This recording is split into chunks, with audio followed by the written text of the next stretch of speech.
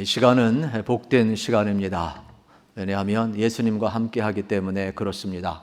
또 우리 아이들과 함께 하기 때문에 그렇습니다. 또 우리 아이들은 어르신들과 함께 하기 때문에 그렇습니다. 예수님과 함께하는 이 귀한 시간, 여러분 복받은 줄로 믿습니다. 특별히 오늘 우리의 것을 찾는 교회라는 제목으로 하나님의 말씀을 나누기를 원합니다. 사람은 무엇을 바라보느냐에 따라서 삶이 달라집니다. 무엇을 바라보느냐에 따라서 생각이 달라집니다.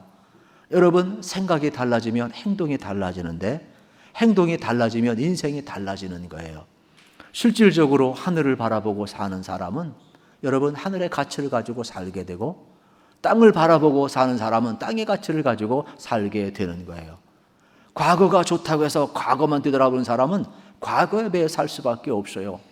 그러나 아무리 오늘의 현실이 어렵고 지난날 아픔이 있었어도 미래를 향하여 나아간 사람은 미래의 꿈과 비전을 가지고 나아갈 수가 있는 거예요. 그래서 오늘 우리에게 묻는 거예요. 여러분은 무엇을 바라보고 사시냐고. 우린 창립 57주년을 맞이했습니다. 오늘 이 시간은 참 귀한 시간입니다. 우리 주님께서 핏값을 지불하고 이곳에 교회를 세웠습니다. 그리고 우리 믿음의 선배들의 땀과 헌신과 기도를 통하여서 여기까지 오게 했습니다. 오늘 이렇게 이 코로나의 위기 속에서도 우리가 함께 예배할 수 있고 수많은 어려운 과정을 거치면서 여기까지 온 것은 하나님의 은혜가 아닐 수가 없고 우리 믿음의 선배들의 헌신이 아닐 수가 없습니다.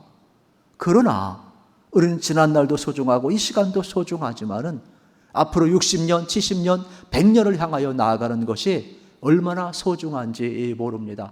그래서 저는 우리 교회가 지난날 하나님의 은혜에 감사하며 오늘 하나님 앞에 겸손히 서서 새해를 향하실 하나님을 기대하시고 우리가 우위를 바라보면서 꿈꾸는 교회로 나아가기를 간절히 소망하고 있습니다. 함께 우위를 바라보며 나아가시기를 축복합니다. 이것이 오늘 우리에게 주어진 귀한 과제가 되겠습니다. 거룩이라는 것은 구별인 것입니다. 우리 성도님들은 예수를 믿는 사람들입니다.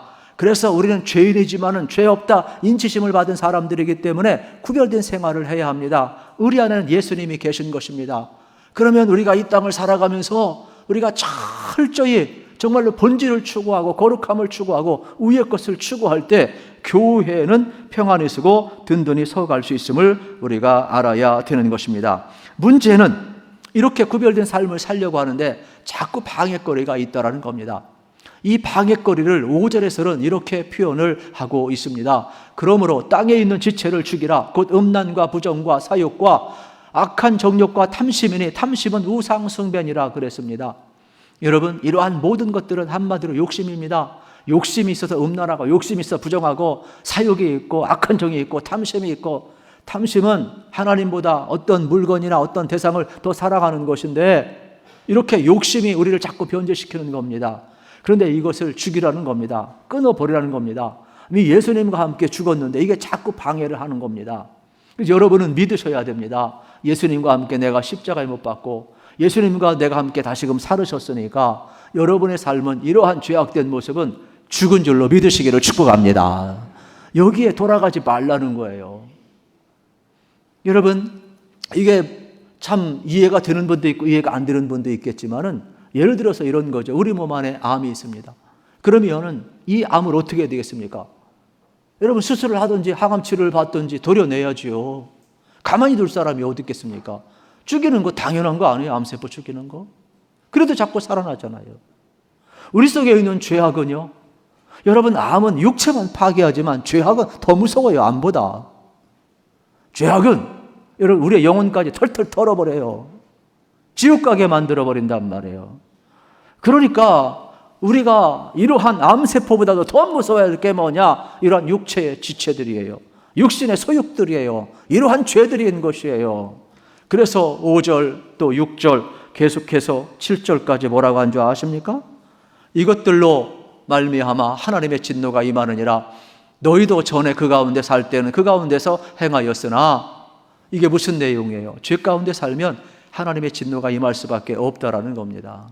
그래서 오늘 우리를 향하여서 이러한 육체의 소욕을 과감히 욕심을 십자가에 못 박고 이제 너희들은 새로운 삶을 사는 존재임을 알라고 이야기를 하고 있는 것입니다.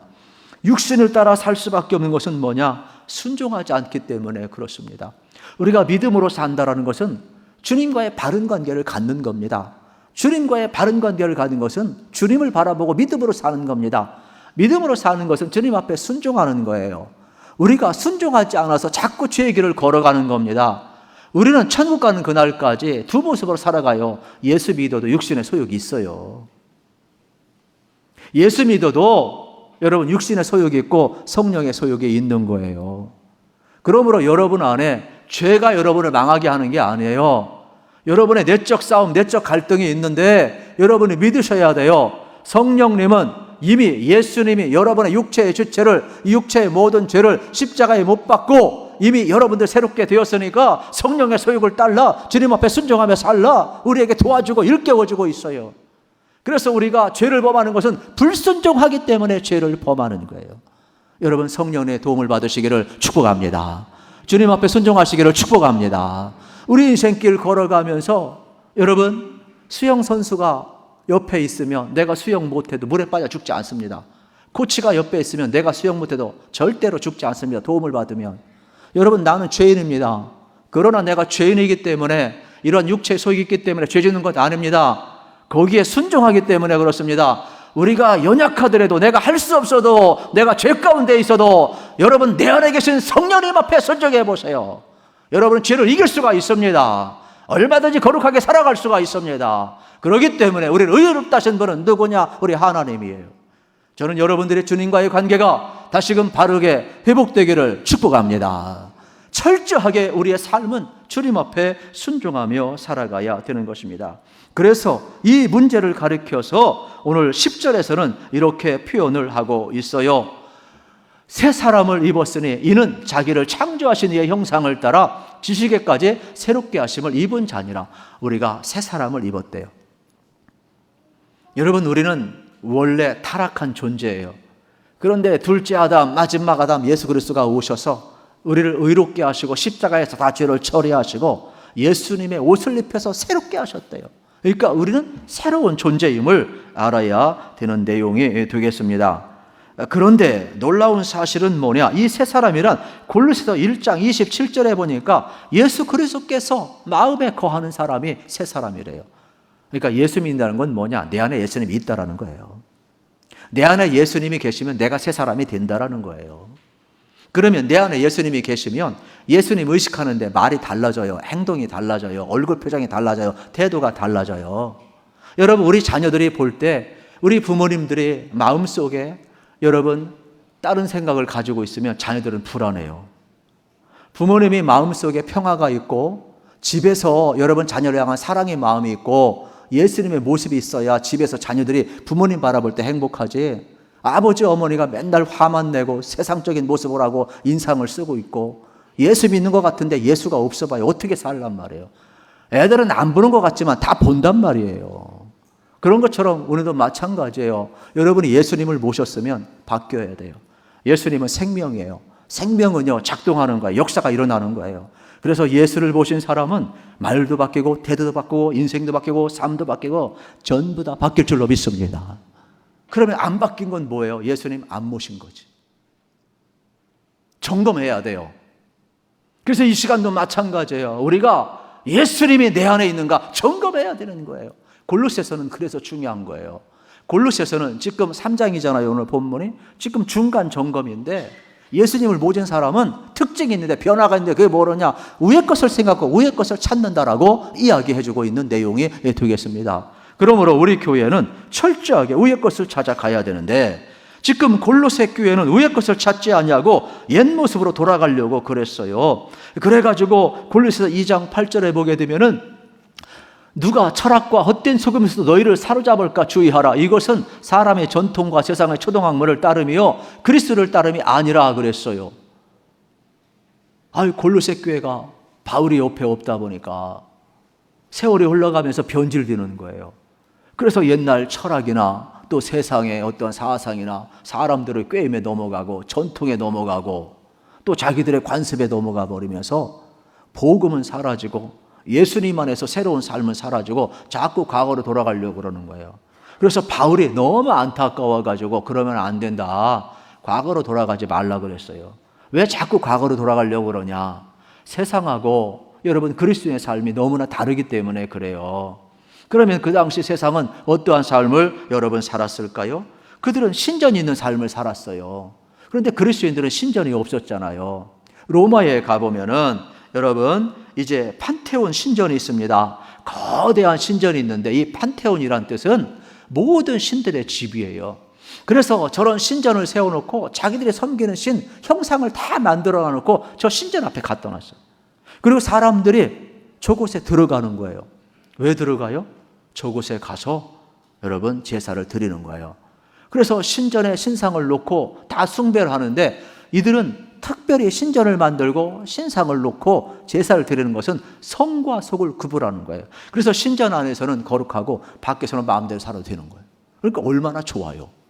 에? 아주 사람의 심리가 그럴듯하잖아요. 우상 숭배하는 사람 보면은요, 완전히 이 두려움의 영향에 사로잡혀가지고 멋있는 종교 행위를 하는 것 같지만 속은 다 문드러져서 삶은 다 타락하고 더러워요. 이러한 생활을 하고 있는 거예요. 그런데 그리스도인들은 어때요? 그렇지 않아요. 신전이 없어요. 사도행전에 보면 1세기 그리스도인들은 각자 집에서 예배를 드렸어요.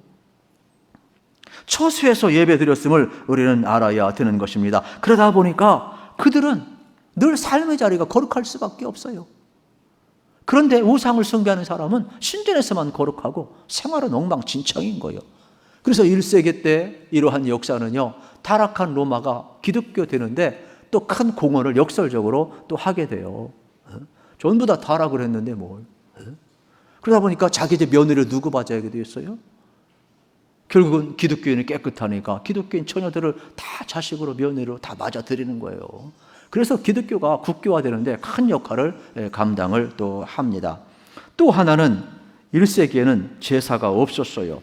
그런데 우상 숭배하는 사람들은 항상 신전에 가서 제사를 드려요. 그리고 제사장 앞에 가가지고서는 신탁을 묻는 거예요. 오늘 이사를 갈까요 말까요? 묻는 거예요. 오늘 전쟁을 할까요 말까? 왕도 물어요. 점괘를 치는 거예요. 그래가지고 신탁을 받아가지고 찝찝하니까 하지 마세요. 나가면 이길 겁니다. 그러면 그렇게 하는 거예요. 그런 생활에 익숙한 사람이 그리스도인들은 복음을 듣고 나니까 히브리서 9장에 있는 말씀처럼 더 이상 이러한 우상 제사처럼 매일 반복적인 제사 드릴 필요 없습니다. 그리스도께서 제사장이 되어서 그리스도께서 단번에 제물이 되어서 속죄 제물이 되어서 단번에 모든 죄를 다 사하였습니다.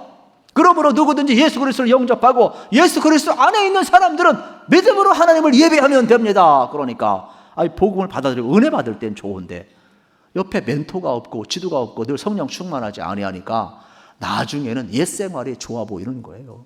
그래서 옛 생활로 자꾸 돌아가고자 했던 모습을 발견하게 되는 겁니다. 그리고 세 번째로 또 이들에게는 사제가 없었어요. 자기들끼리 예배하고 떡을 떼고 예수님이 이야기하면서 참 성령 충만하게 생활했는데 이게 점점 세월이 흘러가면서 우리에게는 성전도 없고 우리에게는 사제도 없고 그런데 우상은 삐까번쩍하게 신전도 있고 사제도 있고 요란하게 행동을 하는 것 같으니까 그게 더 좋은 것 같고 우리는 이게 뭔가 혼돈이 오기를 시작을 한 거예요. 왜 초대교회는 성전을 짓지 않았느냐? 고린도서 3장에 있는 말씀을 보게 되면 너희가 하나님의 성전인 것을 알지 못하느냐? 그래가지고 성령이 임한 사람, 예수님을 영접한 사람은 우리 다 안에 하나님의 전이기 때문에 누구든지 하나님 앞에 나아가 예배할 수가 있어요. 그래서 하나님 앞에 나아가는 만인 제장으로 전부 다 예배자가 된 거예요. 이 좋은 것을 누려야 되는데 세월이 흘러가고 멘토가 없고 성장을 안 하고 돌보는 이가 없다 보니까 결국 시험이 오니까 이들은 어떻게 해요? 슬그머니 옛날로 돌아가기를 원하는 거예요. 얼마나 바울이 안타까웠겠어요. 그래서 옛날로 돌아가면 안 된다. 주님 주신 은혜를 기억해야 된다. 그러면서 철저하게 하나님 앞에 여러분 붙들려 살기를 요청을 하고 있어요. 오늘날 교회도 마찬가지 아니겠습니까? 우리가 하나님 앞에 나와 예배하는 것이 얼마나 소중한 것입니까? 그런데 어느 순간부터 하나님 앞에 나와 예배하는 이 감격, 찬송과 기도와 말씀과 우리 드림이 십자가와 부활의 능력이 아니라 종교 행위로 전락해버리고, 일주일은 내 마음대로 살다가 주일날 한 번 지키면 종교 행위에 만족하는 이러한 시대로 전락해버렸단 말이에요. 그래서 생명의 종교가 율법의 종교로 되고 형식화되어 가고 있단 말이에요. 주일 성수 한 번 하면 다 된다고 누가 그랬습니까? 완전히 복음을 변질시켜버렸어요. 그래서 주일, 여러분, 모든 날이 주님의 날이고 주일은 주님 앞에 구별된 날인 것이지. 어떻게 주일만 주님의 날이고 월, 토요일까지는 내 마음대로 살아도 된다는 보장이 어디 있어요? 어떻게 주일 한 번만 예배드려서 하나님 앞에 영광 돌 날은 논리가 어디에 있어요, 성경에? 우리는 지금 이러한 골로새 교회가 자꾸 변절 모습으로 가려고 했을 때 안타까웠던 것처럼 오늘 우리 교회와 한국교회가 자꾸 이런 모습을 가려고 하니까 주님이 교회는 그러면 안 된다. 교회는 의를 바라봐야 된다. 복음의 감격 속에 나가야 된다. 하나님 앞에 우리가 바로 서고 하나님의 나라를 구하고 정말 하나님의 뜻을 구하고 어떻게 하면 주님을 기쁘시게 할까? 여러분, 우리의 모든 초점을 맞춰야 된다라고 지금 이야기하고 있음을 보게 되는 것입니다. 우리 아이들과 예배를 하면서 조금 불편할 수도 있고 어려울 수도 있어요. 그러나 가족 구성원이 살 때 할아버지, 할머니, 부모님, 아이들 불편해도 그걸 다 감당하고 서로를 배려하잖아요. 우리 교회도 그런 거예요. 결국 우리 아이들이 미래의 주인공이 될 거, 우리 어른들의 길을 걸어갈 것 아니겠습니까? 그래서 이 시간 우리가 의를 바라보며 함께 예배하는 것, 이게 능력인 거예요. 예수님을 바라보는 게 능력인 거예요. 예배를 통해 하나님께 영광 드리는 게 능력인 거예요. 하나님의 영광이 선포되는 이 자리가, 여러분, 우리가 그분을 찬양하고 그분을 예배할 수 있는 것이, 이것이 축복인 거예요. 그래서 오늘 본문 1절, 2절에서는 다시 한번 이렇게 강조를 하는 거예요. 그러므로 너희가 그리스도와 함께 다시 살리심을 받았으면 위의 것을 찾으라. 거기는 그리스도께서 하나님 우편에 앉아 계시느니라. 위의 것을 생각하고 땅의 것을 생각하지 말라 이야기를 하는 겁니다. 오늘 우리가 다시 한번 예수님을 모셨으니까 여러분, 예수님 만나기 전에 옛생활로 돌아가지 마시고 이제는 예수님 안에서 예수님 생각하고 예수님의 눈으로 바라보고 예수님의 판단으로 판단하고 여러분들 예수님이 구하는 하늘의 가치를, 하늘의 원리를 구하시면서 여러분 생각하고 살아가시기를 축복합니다. 그때 여러분 우리의 삶은 완전히 달라지게 될 것입니다. 3절, 4절을 보십시오. 우리 그리스도인이 어떠한 존재인가를 다시 한번 알려줍니다. 이는 너희가 죽었고 너희 생명이 그리스도와 함께 하나님 안에 감추어졌음이라. 우리 생명이신 그리스도께 나타나실 그때에 너희도 그와 함께 영광 중에 나타나리라. 우리는요, 예수님과 함께 죽은 존재래요. 우리는 예수님과 함께 산 존재라는 거예요. 그런데 계속해서 마귀는 우리를 속이잖아요. 우리의 육신의 소욕들 아직도 살아있다라고, 또 옛 모습으로 돌아가라고, 또 세상의 풍조가 우리를 유혹을 하고 있잖아요. 그런데 본문은 뭐라고 이야기합니까? 아닙니다. 여러분은 예수님이 십자가 못 박혀 죽을 때 여러분의 모든 죄를 함께 못 박혀 죽었습니다. 예수님이 부활할 때 여러분도 다시금 예수님과 함께 산 겁니다. 그러므로 우리는 예수님이 살아계신 것입니다. 이것을 믿고 예수님으로 살아내십시오. 여러분 승리할 수 있습니다. 과거로 돌아가지 마십시오. 주님 앞에 순종하십시오. 오늘 이렇게 우리에게 권고하고 있는 말씀을 지금 우리가 듣고 있는 것입니다. 문제는 예수님의 원리, 하늘의 원리가 왔는데 세상의 원리가 자꾸 나를 이끌어간다는 것입니다. 충돌을 하고 있어요. 그러면 우리 어떻게 해야 되겠습니까? 우리는, 여러분, 세상은 그저 돈을 모으라, 붙잡으라, 권력을 취하라, 너 하고 싶은 거 하라, 쾌락을 추구하라고, 소유의 행복이 있다라고 이야기합니다. 그런데 교회에 오면 하늘의 원리를 가지고 사랑하라고 하고 주라고 그러고 용서하라고 그러고 그리스도 안에서 우리가 만족하며 살아가야 된다 그러니까 이 세상의 원리와 하나님의 원리가 충돌을 하는 거예요. 여러분, 우리는 어떻게 살아가야 되겠습니까?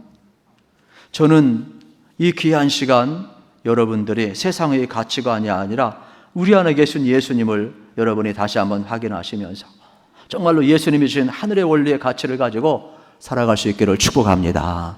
그래서 바울은 자꾸 이것을 보지 못하는 골로새 교인을 향하여서 이렇게 권고를 하고 있어요. 뭐라고 권고를 하느냐? 너희 안에는 그리스도의 생명이 주어져 있다라고 이야기를 하는 겁니다. 그러면서 장차 나타날 영광이 보여질 것인데 그리스도 안에서 너희의 생명이 나타날 것이다. 신비함을 이야기를 하는 거예요. 세상 사람이 볼 때는 그저 용서하고 그저 사랑하고 그저 손해보고 주고 베풀고 남 섬기고 그저 양보하고 바보처럼 살아가는 것 같은데, 우리가 죽은 자 같은데 그렇지 않다는 거예요. 씨앗은 죽은 것 같지만 그 안에 생명이 있어 열매를 맺잖아요. 우리가 세상에 살아가면서 하나님의 원리를 가지고 살면 약지 않고 미련하고 바보 같지만 그렇지 않다는 거예요. 그리스도 장차 나타날 그리스도의 영광 가운데 그 씨앗 속에 생명이 있듯이 장차 주님 앞에 우리의 영광이 있다는 거예요. 이게 신앙의 비밀인 거예요. 그러므로 옛 모습으로 돌아가지 말라는 거예요. 이제 여러분을 축복하고 싶어요. 세상의 원리와 여러분 하늘의 원리, 말씀의 원리가 충돌할 겁니다. 그때 여러분들 세상의 원리를 붙들지 마시고 예수님이 주신 말씀의 원리, 하늘의 원리를 가지고 여러분 순종하며 살아가시기를 축복합니다. 이것이 우리 신앙인들이 걸어가야 될 길임을 이렇게 가르쳐 주고 있어요. 신앙도 이제 예수님 영접했으니까, 여러분 성령 체험했으니까, 하나님 나라 원리가 들어왔으니까 이것을 통하여서 우리의 삶이 새로워졌으면 이제 이 모습대로 살아가야 되지, 옛날 모습이 자꾸 생각난다고 해서 옛날로 돌아가면 안 된다라는 거예요.